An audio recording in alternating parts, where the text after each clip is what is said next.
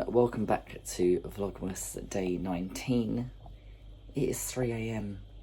I'm about to go to work, and then when I get back we can do the Beyond the Pink Door advent calendar. So I will catch up with you all in a bit. I'm just about to drink a cup of tea quickly, get in the car, and then off I go. Hi everyone, I am back from work. It is, what time is it?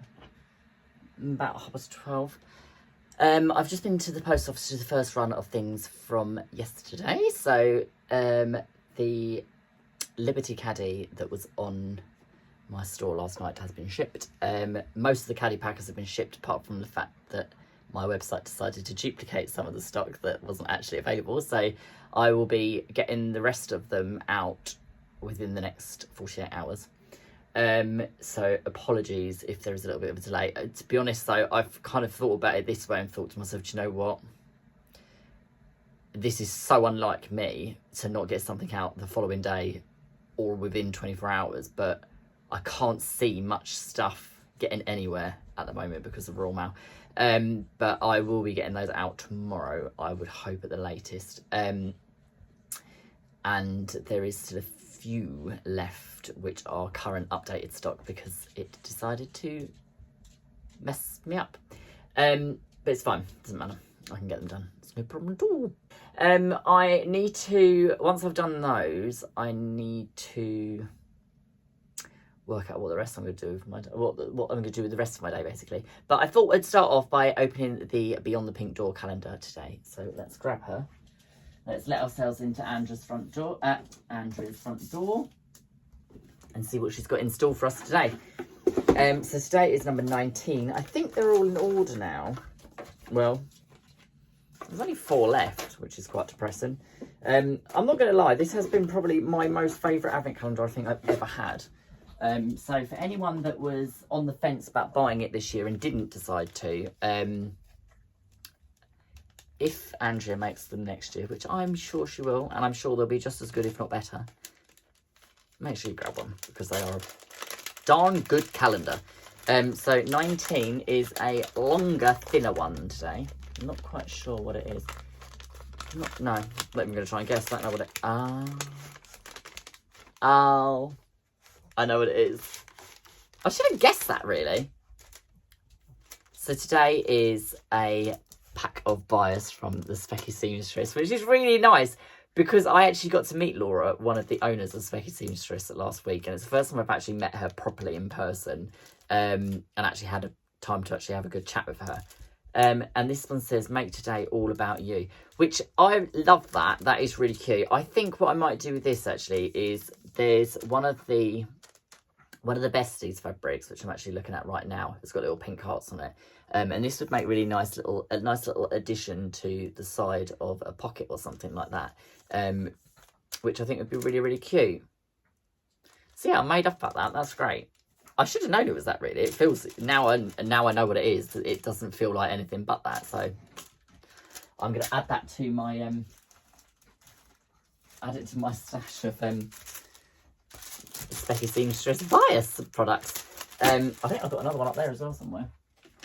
Yes, I have. I think I'm going to have to start getting a little container just to keep all my Specky Seamstress stuff in.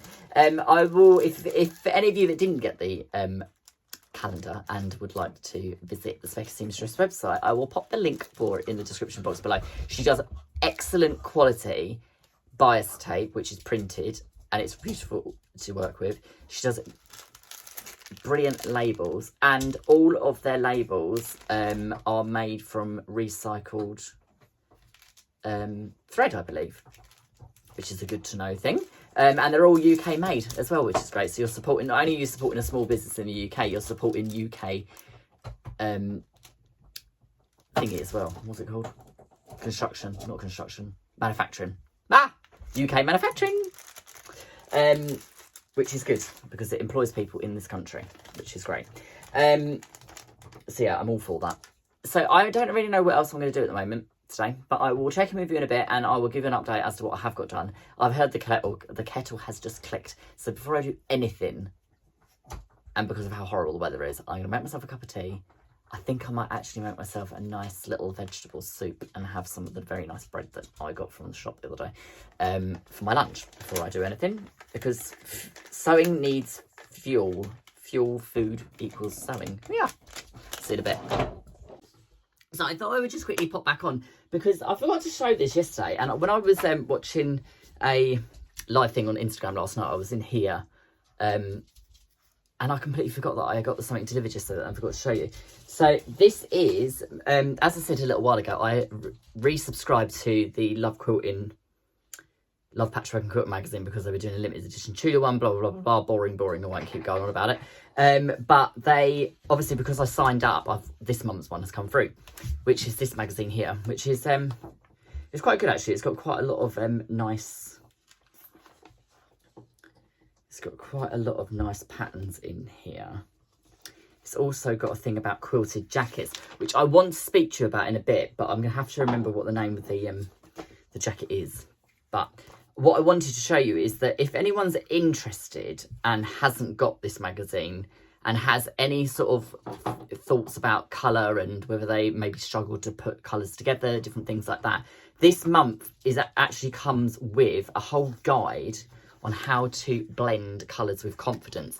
And it also comes with this special wheel that when you basically select, so if you select red, for instance, up here, it says here that green, this shade of green down here is complementary. And then it says that the blue green next to it is split complementary, triadic, double complementary, tetradic square, and then analogous. I can't say that.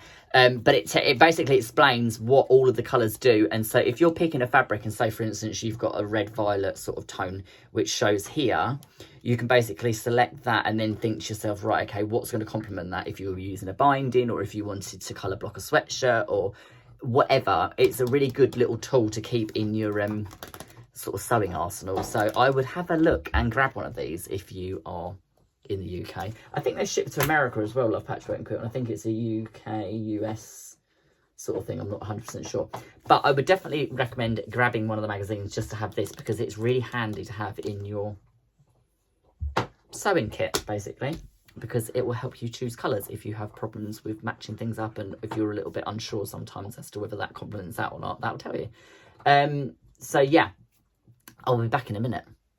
So the other thing I wanted to come and talk to you about was the pattern that is called the Omila jacket, I believe, and it is by Willow Patterns. If you haven't checked out their patterns, have a look because they are absolutely beautiful. But basically, I was talking to the lovely Lucy from So Pretty So Mindful, and she was saying that she was talking to the lady that runs So Willow Patterns about quilted jackets and different things like that. And I've been looking for a quilted jacket pattern for a while now, and the only ones that are out there are very, very feminine, like the Hovea by Megan Nielsen, and there's a couple of other ones out there as well. And I keep umming and ahhing about buying one of the patterns, but I kept thinking about it and thinking it's going to be oversized. I'm going to have to redraft most of the pattern anyway, so it just seemed a bit pointless. And then I was thinking, do I just use a normal jacket pattern and then do I just do bound edges on every single seam? And then I thought, well, I don't really want to do that because I wanted a particular type of jacket. But then the Omila jacket came up,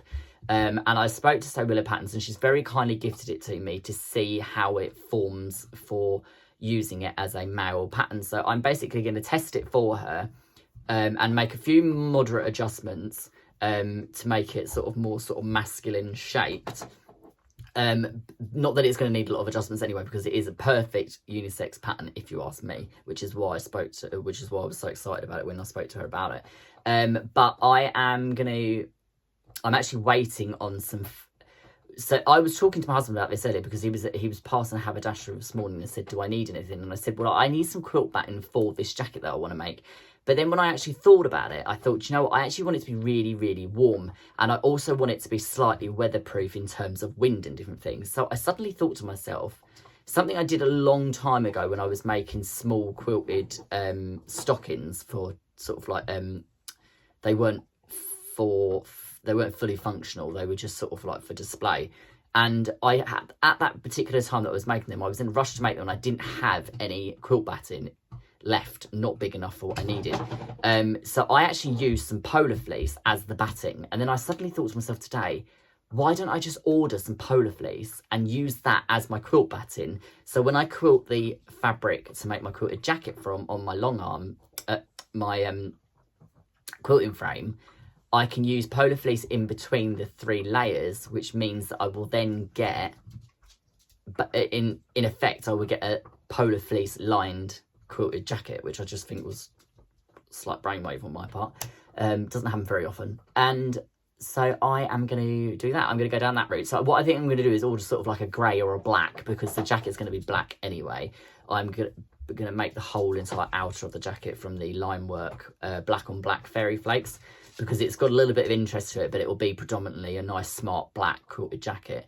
And then what I'm going to do is bind the edges of the hood with the black and white stripe and the cuffs, and then the rest of it will all be bound in black as well, so that it's kind of slightly muted, but it'll just have some small minor details that will have a little bit of a pop of sort of interest to it, which I think is brilliant. I'm also going to extend the front side.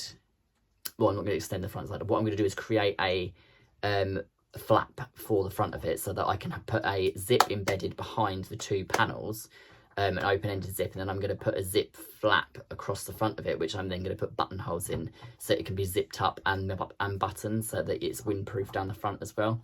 So I thought I'd just share that with you, because it is going to be something that I'm going to be making over the next few weeks, if not the next month maybe, because if obviously Christmas work, different things get in the way, and I need to get my quilt frame down, built, 3 meters of fabric quilted to do it, and then I've actually got the construction of it, which should be quite quick. The thing that's going to take the time is quilting the fabric, but I'm going to do it with my BSR and my Benina, and I'm going to put it on the frame, so it should be fairly easy. I think what I've actually ordered some beautiful Orifil thread, which is one of the ones that change cut, a variegated thread, but it goes from silver to white to black as it's variegated, and I thought that is just going to be the best thread to quilt that plain black fabric with, because you'll get this really beautiful sort of like monotone variegated thread basically. So yeah, that was my brainwave, but I'll be back with you in a bit. So I've got some caddy packers prepped, cut, pressed, ready to go. They will be stitched up tomorrow. And I have spent most of the afternoon learning how to crochet a tiny weeny baby jellyfish, which is something that I've been trying to get my head around for weeks now. And where have I put the stuff? Bear with. So I wanted to learn how to do these, because I want to learn how to make these different things, which are Rikorumi, which is a bit like origami, I believe it is. And I love this mushroom and different things in here. There's also, see if I can find them. There's peas in a pod, which pop out, and a pepper and a carrot. My lovely husband got me these today from a shop in Fareham, which is a little independent haberdashery that have got such a good selection. And there's the lemon and strawberry. So he also managed to pick up a box of multicoloured threads. These are made by Rico, and they're 100% cotton, which is what I used to make my little jellyfish earlier. So I haven't ever crocheted anything other than a blanket, and I have basically learned this afternoon how to make this little crazy little mite. So it's a tiny weeny little jellyfish baby. The woman that done the tutorial for this on YouTube, I will link below, and she also has a tutorial, I believe, to make the big one that goes with it. These are the little babies that go underneath, and I just think it's the cutest little thing ever. So I think I might actually turn it into a little keychain and put it on my keys, because I like its little dangly legs. But I'm going to try and get another couple of these made over the next few days as well, because I think they're really cute. So there, that's all I've done today pretty much. I will catch up with you all tomorrow, and happy Vlogmas Day 19.